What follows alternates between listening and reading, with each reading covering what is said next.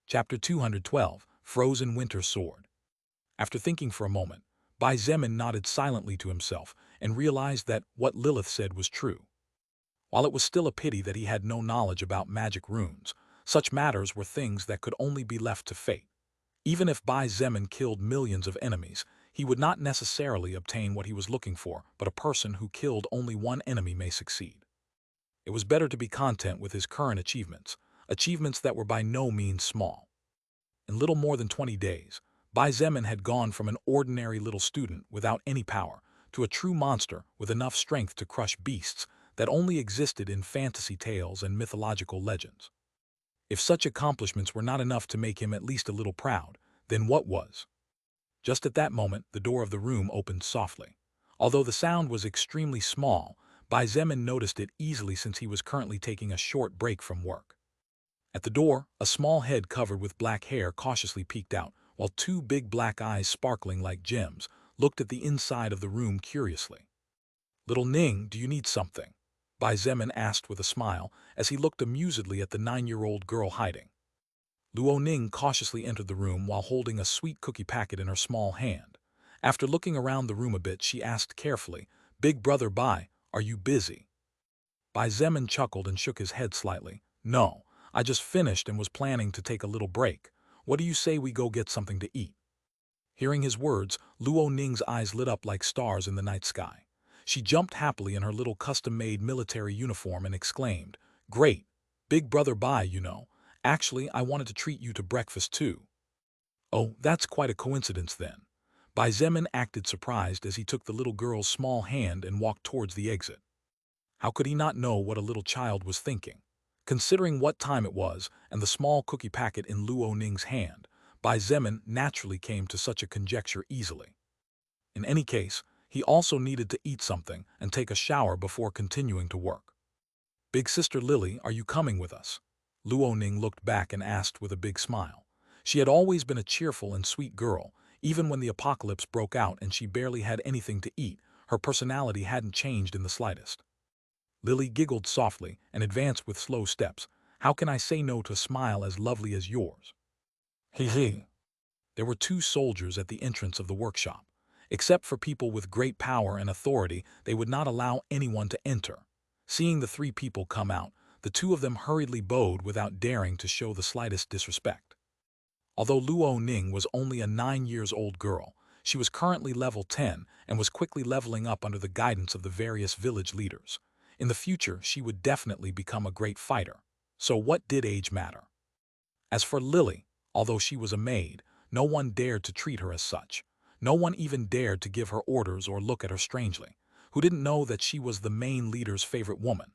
Disrespecting her was no different than signing a contract with death itself. /////.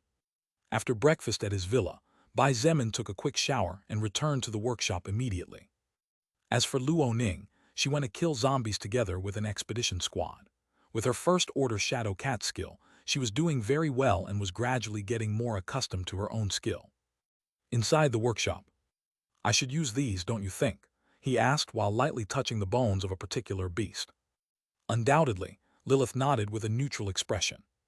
These bones were part of the skeleton of one of the first order frost control lions. Instead of white bones, these bones were sky blue in color, and a slight frost energy was occasionally released, causing the temperature a few meters around to drop slightly. Bai Zemin no longer hesitated. With all his equipment ready, he could finally start preparing equipment for the others. This would greatly increase the overall strength of his group and make things much easier for him. The part he chose to work on was a particularly hard part of the beast's leg bone. As to what this bone was called, Bai Zemin had no idea, nor did he care. All he cared about was that it was the perfect material for hammering. It was especially difficult to work with this kind of material. If he hammered too hard, the bone would splinter instead of compress, which would ruin everything. But if he hammered too softly, then he could forget about modifying the evolved bone. As if that wasn't enough, Bai Zemin also had to work overtime to adapt the temperature of the bone, with the flame of the blazing ring, but very carefully so as not to eliminate the frost energy of the evolved bone. In fact, it was so challenging that even after 5 whole hours, he still hadn't succeeded in his purpose. Were it not for the fact that the frost control lion was several meters tall and even longer, Bai Zemin might have already run out of material to work with. But he did not give up. He was definitely going to succeed.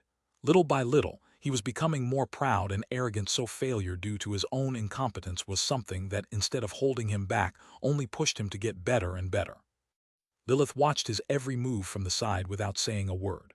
When he moved to the left, her bright eyes followed him calmly, and when he moved to the right, they quickly changed direction. "I think I can do it this time," Bai Zemin muttered under his breath as he pulled the evolved bone out of the furnace and began to hammer. Clang, clang, clang, clang. The movement of his arm was perfect, and the sound of metal clanging metal echoed in sync. There wasn't even a thousandth of a second difference between each clang. In fact, the amount of strength that Bai Zemin was applying in each swing was perfect, and without using even a single extra point. This was the first time Bai Zemin worked with a beast bone to forge something, so it was natural to fail sometimes. After destroying several evolved bones and ruining what could have been no less than 10 swords, he too had become used to working with this kind of material. 2 hours later, already nearing 5 p.m., a thin, deep blue sword lay silently on the worktable, but the work was not yet finished. Bai Zemin took the dagger from his waist and carefully cut off a small part of the blue leather belonging to a frost control lion. Immediately after that, he dipped the tiny piece of leather into boiling water and, taking advantage of the softening of the material, began to shape it into the form he wanted while removing what he wasn't going to use and casually discarding it to the side. This process was easy for the actual him. It only took him 2 or 3 minutes at most. Then the drying process began. Because this small piece of leather was only a few centimeters long and even less wide, it took only a minute or 2 to dry under the care of the magical flame crackling in the furnace.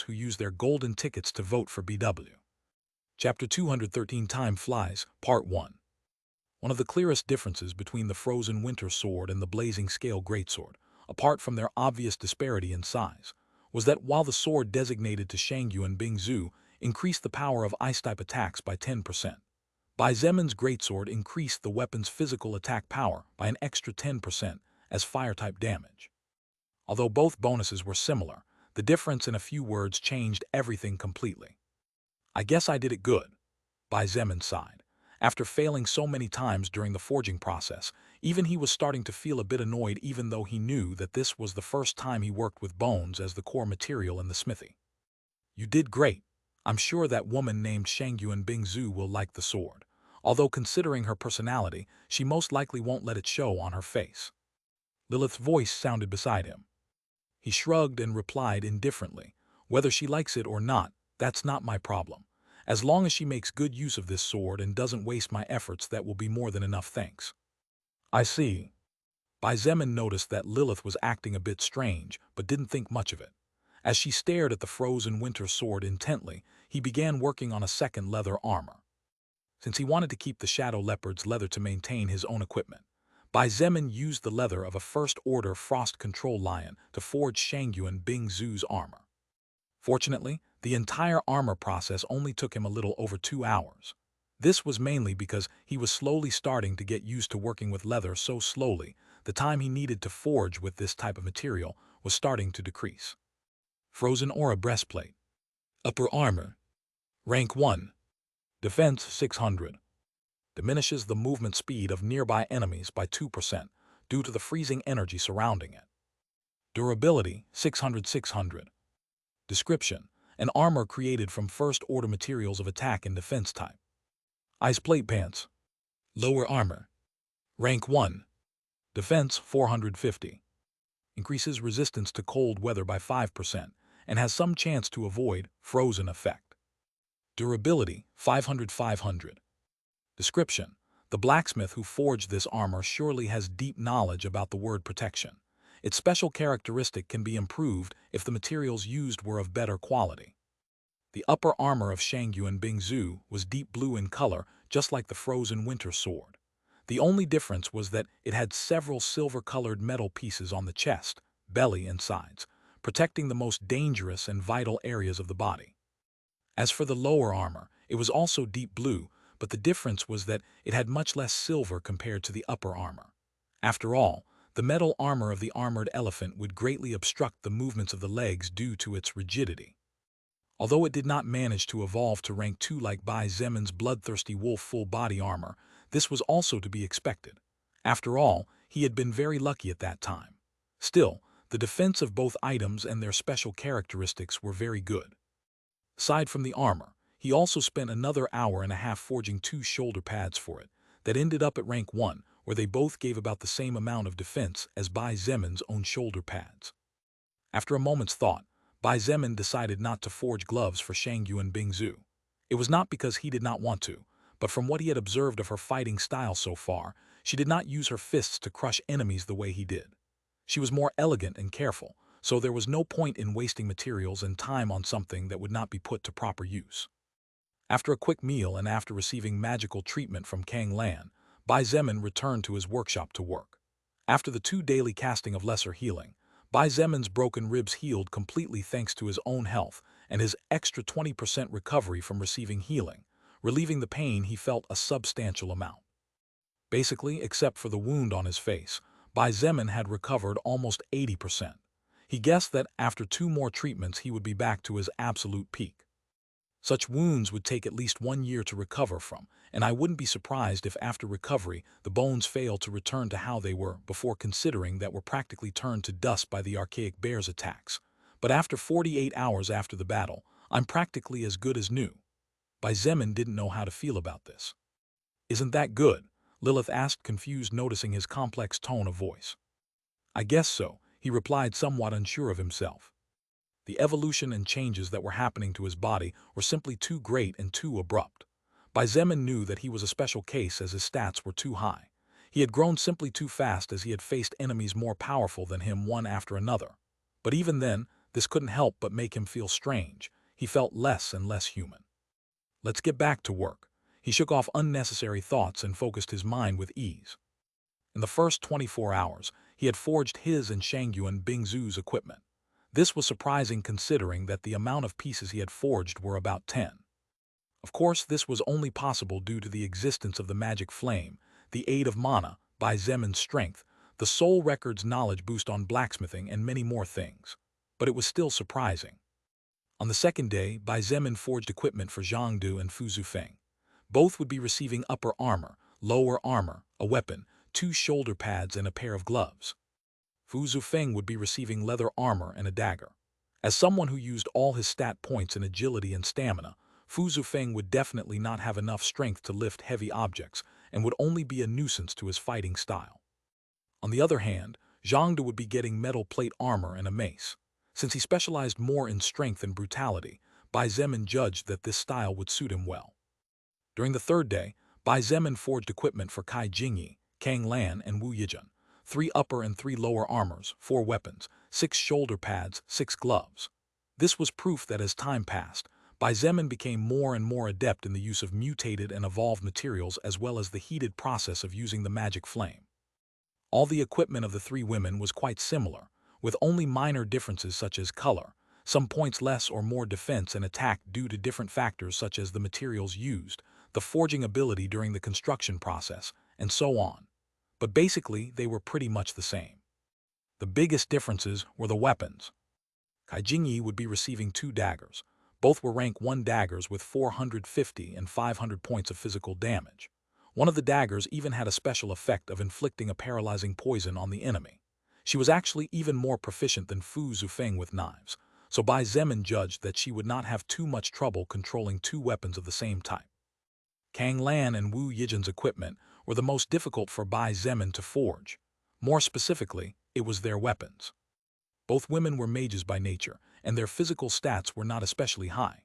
Therefore, Bai Zemin had to forge for the first time in his life what in video role-playing games was called a magic scepter or magic staff. During the forging process, he had a lot of headaches because, unlike the usual forging, he had to forge using his own mana. By using his mana to embed soul stones on top of different objects. Because the bones of the Frost Control Lion were especially good for magical abilities, Bai Zemin used them as a catalyst. After securing a place on top to embed the soul stone, he began to move his own mana in synchronization with the soul power of the soul stone, surrounding the entire blue bone with magical power. This process was so exasperating that Bai Zemin was close to insanity more than 50 times. Worst of all, if the magic forging process failed, then the soul stone would turn into a pile of useless dust. For obvious reasons, he did not dare to use first-order soul stones. What a joke! He had approximately 15 first-order soul stones. If he failed and lost such a valuable soul stone just like that, Bai Zemin would definitely go crazy with anger and might end up banging his head against the wall to commit suicide. Therefore, in the end, and after several tries and failures where several dozens of unclassified soul stones were destroyed, Bai Zemin finally managed to craft the following items. Walker Freezing Staff. Two-handed magic weapon. Rank 1. Magical attack power, 800. When casting magic spells, it has a 2% probability of freezing the enemy for 2 seconds. Durability, 2000.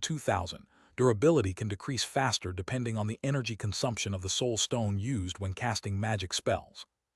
Description: a magical item forged after several failures by a blacksmith who endured and fought until the last moment without giving up.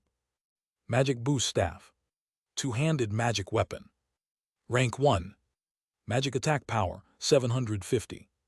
Increases the power of your magic skills by 5%. Durability, 2100. Durability can decrease faster depending on the energy consumption of the soul stone used when casting magic spells. Description: after so many failures, its creator finally managed to create the weapon his mind was looking for through the use of different materials in exquisite synchrony. Chapter 214 Time Flies, Part 2 Last. Magical forging was part of blacksmithing, but the process was different. Bai Zemin had received this knowledge when his passive skill blacksmithing reached level 5, otherwise he would not have been able to forge magical weapons. During the process of magical forging, he needed to focus his mind while controlling the mana inside his body to, with his magic gradually begin to connect the energy inside the soul stone with the lower part. In this case, a blue bone of a first-order beast, which would form part of the magical tool. It was similar to what the magical flame of the blazing ring wanted to do when surrounding the soul stones. The process was slow and tedious because if too much pressure was applied, the soul stone would be immediately destroyed, and the energy inside would be absorbed by the world instantly. Therefore, Bai Zemin had to be especially careful not to destroy the soul stones. Still, as it was his first time doing this kind of special forging, it was natural to fail several times, something that happened to him more than he expected. It was only after many trials that he finally found a close approximation of the trick needed to connect the soul stone with the blue bone, thus forming the magic staff. But worst of all, during the process he also had to imagine the type of weapon he wanted to forge. For example, if a soul stone was of the element fire, water, earth, or another element, then there was no need to imagine since the magic scepter or staff would automatically be of that type of element, so it wasn't a problem. But since the soul stones that Bai Zemin used were neutral soul stones without a specific element, he had to go through the process of imagination during the magical forging. This had its advantages and disadvantages because, although he could roughly attribute special characteristics, the chances of success were much lower, and the difficulty was incredibly high. Fortunately, after so much effort, he managed to craft 2 magical weapons. Although not perfect, they were not bad either. The Walker Freeze Staff would be for Wu Yijun, because even though the probability of its special characteristic activating was low, it would help her more in battle. As for the Magic Boost Staff, it would naturally go to Kang Lan. With that 5% power boost in her magic, her lesser healing skill would also receive a boost and improve its effect by a notch. Not to mention that all of her magic skills would enjoy such a benefit. Except for this, the rest of the 3 girls' equipment were easy for the current Bai Zemin to forge. It hardly took around 6 or 7 hours to finish everything, and most of his time was consumed by the 2 magic staffs. A difference between magic weapons and physical weapons, at least with the staffs, was that while only one hand was needed to lift the staff, a second weapon could not actually be used. Bai Zemin tried to cast magic spells while wielding his Kunyuan sword, but it was not possible. As for the reason, neither he nor Lilith knew. During the 4th day, Bai Zemin forged equipment for Chen He and Luo Ning. 2 weapons, 2 lower armors of leather and 2 upper armors of the same material, 4 shoulder pads, 4 gloves. Here, Bai Zemin again had another headache. Although not as big as on the previous day, a headache was a headache no matter what. Luo Ning's equipment was simple and normal. The weapon he chose for her was a sword since she herself currently used a normal treasure sword called Sharktooth Sword. Apparently, she also wanted to walk the path of a combat mage just like Shangyuan Bingzhu and Bai Zemin himself. But the problem came when it came to forging Chen He's weapon. A bow, more specifically a crossbow. If they were normal materials, then Bai Zemin should not have suffered as much as he did. Unfortunately, what he was using were mutated and evolved animal materials, and the fire he relied on was a wild magic flame and not normal fire. For the body of the crossbow, Bai Zemin took part of the skull of the First Order Platinum Ape and part of the spine of a bright-scaled rhinoceros. Making use of both parts, he removed with his blacksmithing tools the unnecessary and worked for more than 1 hour to shape the body of the weapon and build the firing mechanism. So far, everything was simple.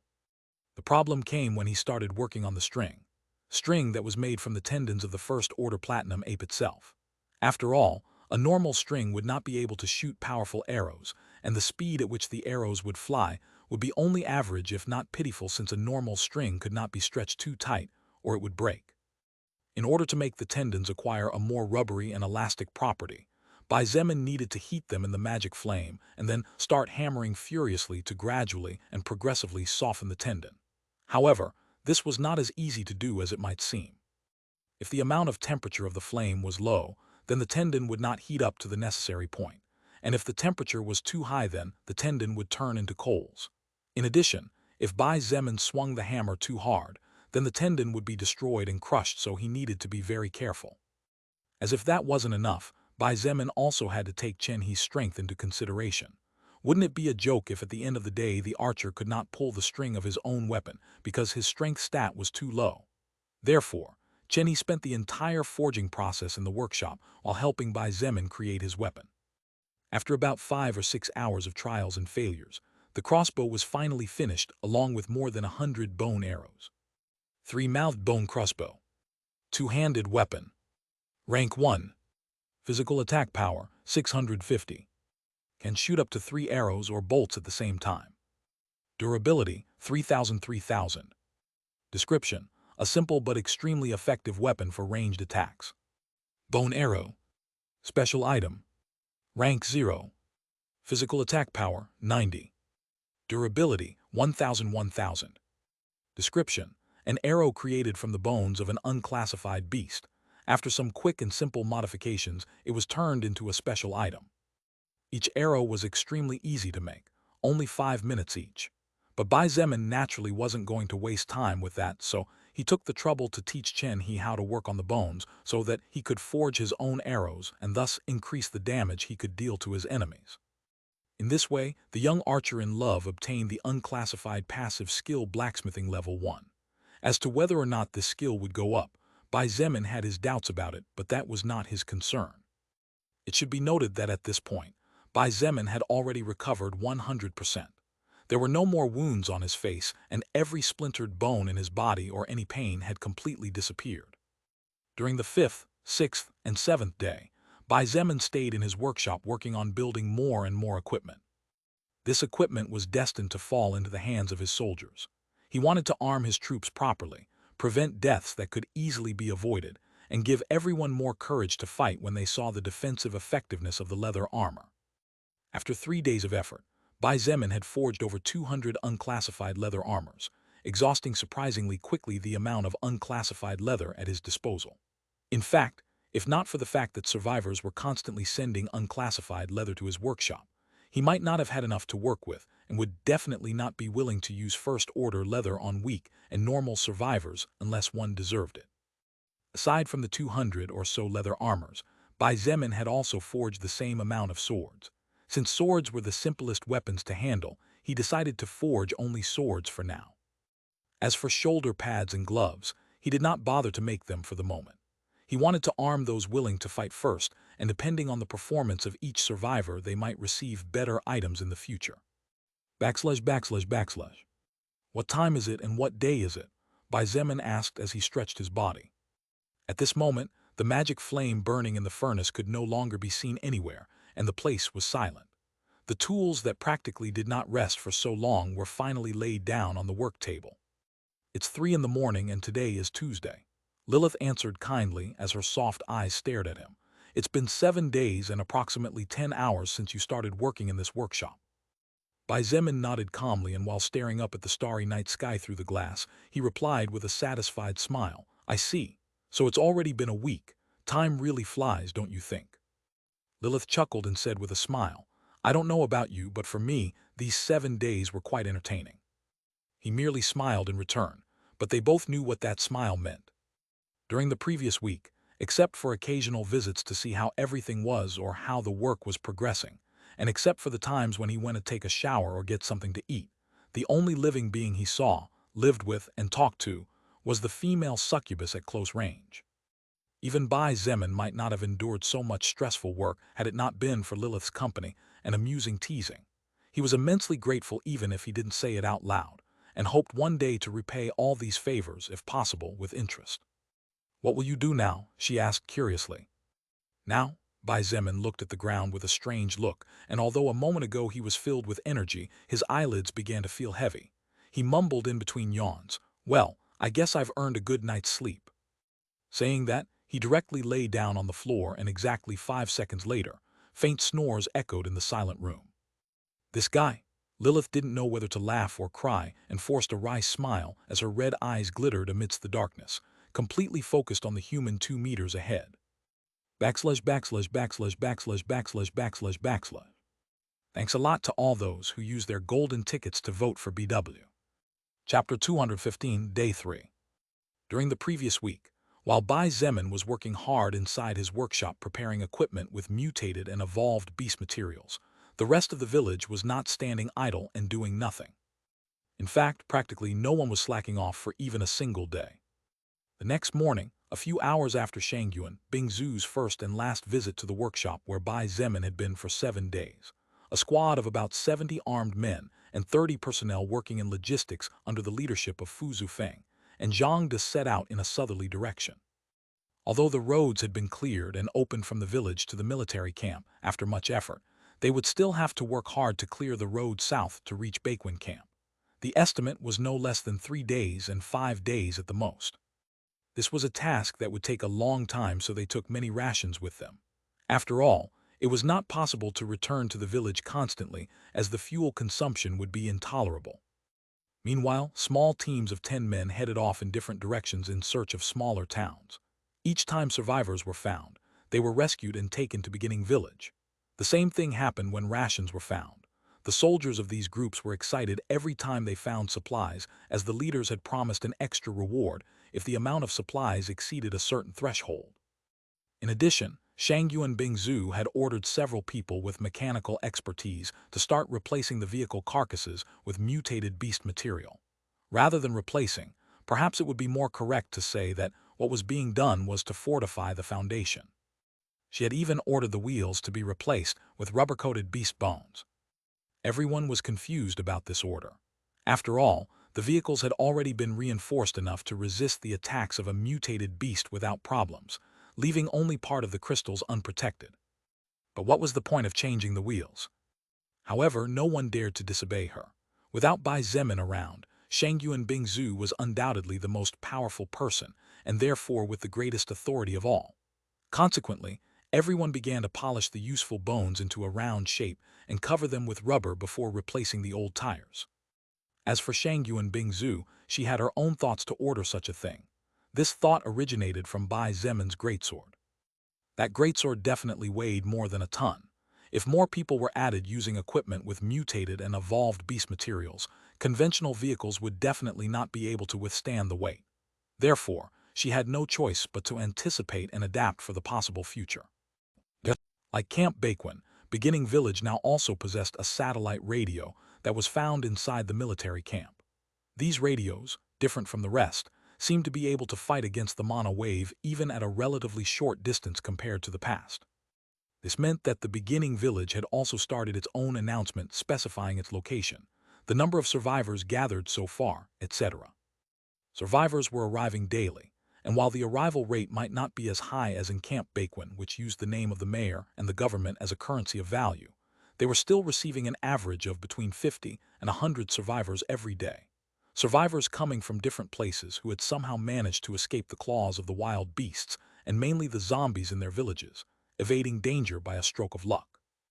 This naturally increased the amount of jobs that could be done in a single day, and thanks to the amount of weaponry, the militia increased exponentially.